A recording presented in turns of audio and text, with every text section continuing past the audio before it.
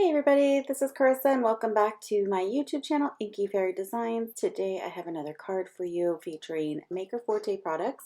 This is the card that we're going to be making today, and I am going to show you the products. So first of all, I love this card. It turned out so cute, and it was exactly kind of what I envisioned as I sat down to create today. I'm using this stamp set, pumpkin spice and everything nice. It's a 6x8 stamp set, very large. The images are nice size, great for coloring, has a couple of sentiments in it as well, and then just a lot of little like add-ons that you can build different elements on your card. So that's a great stamp set.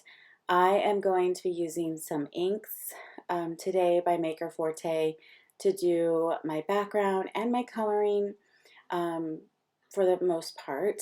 English Mustard, Grand Canyon, and Pop Art are the colors I'm using. They are very fall inspired to me.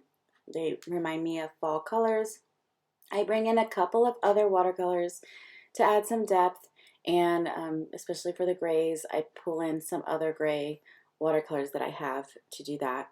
I am going to be also building this background using this stencil, and I had to pause the voiceover so that I could check it out and look it up. The name of this stencil is called Blustery Day. It's by Jess Francisco. It was not on the packaging anywhere, so I had to look that up, but it's awesome. And I do a heat emboss technique for the background using the Color Hue Clear. This is like a brush tip embossing glue. So I'm going to use it with the opaque super bright white embossing powder by Wow, and then the watercolor I forgot to mention. I'm using the Stonehenge Aqua hot press, so it's a smooth surface. It's great for watercoloring stamped images if you don't want to have all the texture of a cold press. Just I like cold press when I'm kind of painting, and then I like hot press if I'm coloring images. The two paintbrushes I'm using are a size 2 and a size 4 round by Silver Black Velvet. And then my sentiment I pulled from this paper pack, which is called All Seasons Sentiments. And it's such a great, I reach for it a lot when I don't have like the right size and a stamp, or maybe the right saying. So it's a great one to have, and it will last forever because it has all the seasons and any occasion. So I'm going to start here with the background, and I wanted to use this embossing glue with the brush tip. I have used a product like this before, and so I kind of knew how to use it. You can use it in a lot of different techniques, but I hadn't used it in this way. So I wanted to emboss through a stencil. And sometimes if you have an embossing ink pad, you could totally just turn it upside down, pounce it on through the stencil, and it will work great. But I thought this is nice because I can apply the glue right to a foam applicator and then pounce it through my stencil like I normally would, you know, when blending with inks or other techniques like that. So this worked really well. I was happy with it. It did exactly what I wanted. Sometimes if I'm using an ink pad, it will bleed through the stencil, or if I tried to use the brush application directly from the bottle, it would definitely bleed through and get kind of blobby. So I don't like it that way, but this way worked really well. So I'm happy with it, and it's a great little tool to have. So I'm going to go ahead and add my embossing powder on top, and then I'm going to heat emboss it. So this part is, you know, pretty self-explanatory. I'm just kind of spreading that powder around, making sure I'm getting all of the pieces embossed or like covered with the powder. And I do want to mention that I used my embossing prep tool powder before doing it so that it would kind of just stay where I wanted it. So I did use that before going in through the stencil with this. And now I'm just making sure that my heat tool was nice and hot, and then I brought it to the paper, and then you can see as it melts, it kind of disappears into the paper. So that's when you know that it is completely melted and embossed, and then I can move on to the other pieces. So you see how it's kind of matte looking, where before it's been embossed, and then it kind of disappears into the background because it's white on white, and then I know it's completely done. So I'll show you here in a second. When I tilt it into the light, you can see all of that beautiful background. So now I'm going to use these ink pads. They are water reactive, smooshable ink, says that right on the package or the ink pad. And so I thought I would use it in that way today. And so I just kind of smushed it onto my glass mat and added some water to my paper as well as to the color on the ink on my surface, and then I'm pouncing the paper over it to get that color on it.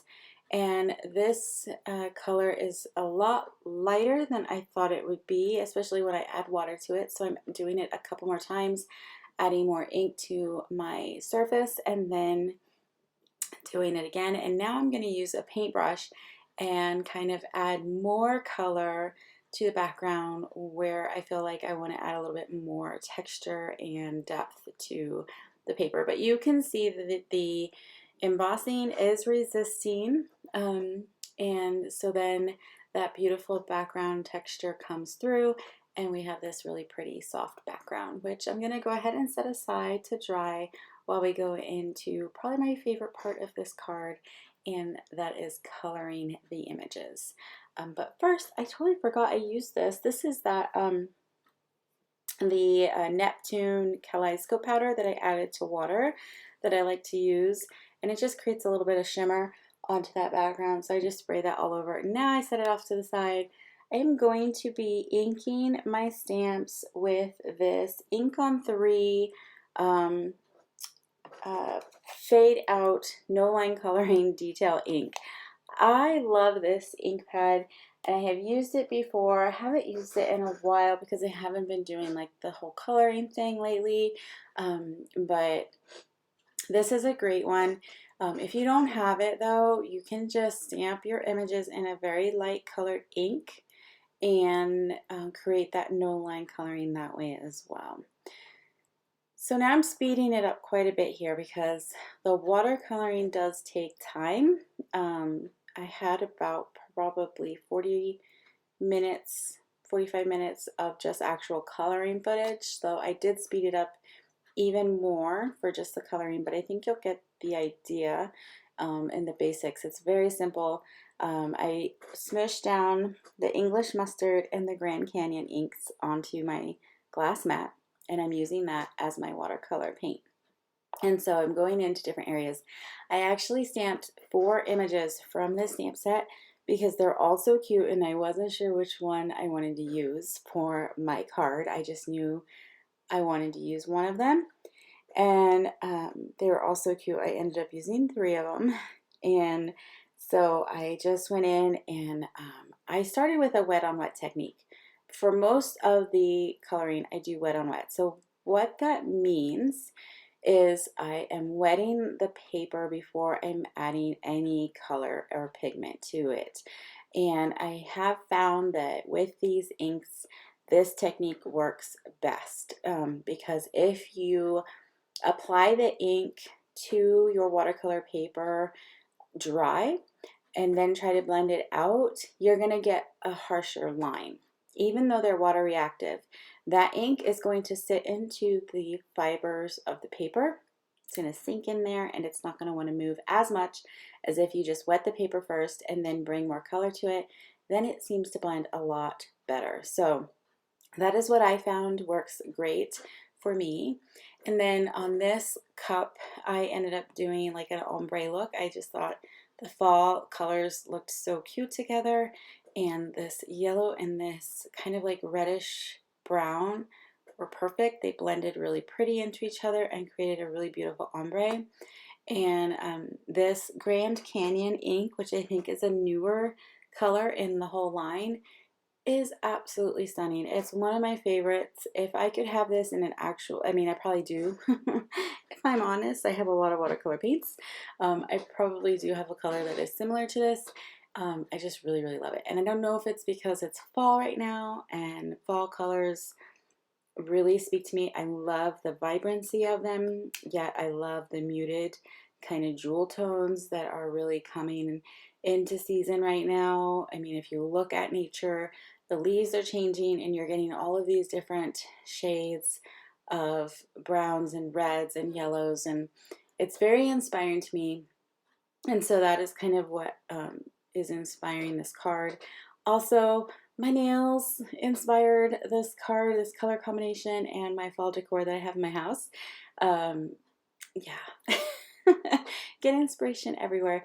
But then this Grand Canyon color just fit into that perfectly, and I got it, and I was so excited that I could use it on this card today. So for the pop art, like I said, in the background, it is lighter than I kind of thought it would be. So I added a watercolor that I have. It's a Daniel Smith. I have no idea what color it is because it's not written on the little half pan that I have it in, but it is one of the Daniel Smith watercolors, and it's a teal, and I really like it. So it added just a bit of depth to the pop art color without taking away from what I really liked about that color, and that is that it was like a teal kind of minty color. So here I am going into the kind of whipped cream foam on top of the coffees, and I wanted to create some dimension to them. So I did that by shading it in gray. And again, I don't have a gray in the Maker Forte inks, so I pulled out some of my gray watercolors. They are Daniel Smith, but again, I don't know what color they are, so don't worry about like the actual color. Just you know, like look at the technique and how I'm adding depth to the little foams on top, and that is by kind of doing layers for the coloring. So I added a lighter shade all over, kind of like glazed it all over, and then I'm adding in drops of color towards the bottom where it would be darker.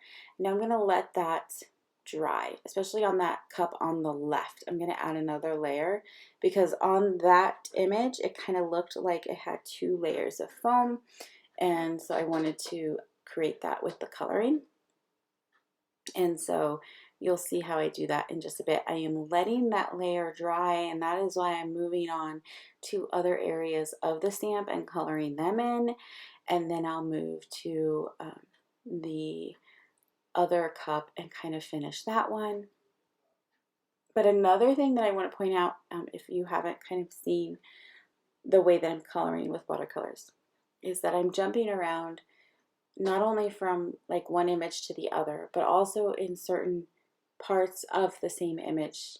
I'm jumping around. So I'm trying not to color next to an area that is wet. I want to make sure that before I add color next to an area that I already colored, that area is dry. And you can see that very clearly here as I'm adding that second layer of dimension to the foam on top. The bottom layer is already dry, so it's not blending into it when I add more color and water. If it was wet, you would see that it would have just kind of blended into that area, and I would have had no dimension. So if you're coloring next to areas of each other, you want to make sure they're dry before you add or introduce a new color. I hope that makes sense. I added some glitter to the foam using Ink on 3 liquid pixie dust. It's my favorite for adding glitter to my images. So I cut out the stuff that I made the card because it's very simple. I just cut out a couple of layers, and then I fussy cut the images out and popped them up with dimensionals, layered them on top of each other. I think the video was long enough, but you get the idea of the coloring, and then I just kind of created the card. I hope that you enjoyed the video anyway, even though I didn't include like the actual card making into it.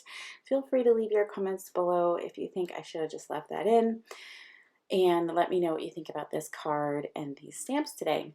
Thank you guys so much for watching. I hope you enjoyed the video. If you did, please give this video a like, thumbs up, and subscribe to my channel if you enjoy seeing these cards each month. I do try to have at least 2 Maker Forte projects, and hope you're enjoying them. I am enjoying making them, and I'll see you in the next one. Bye.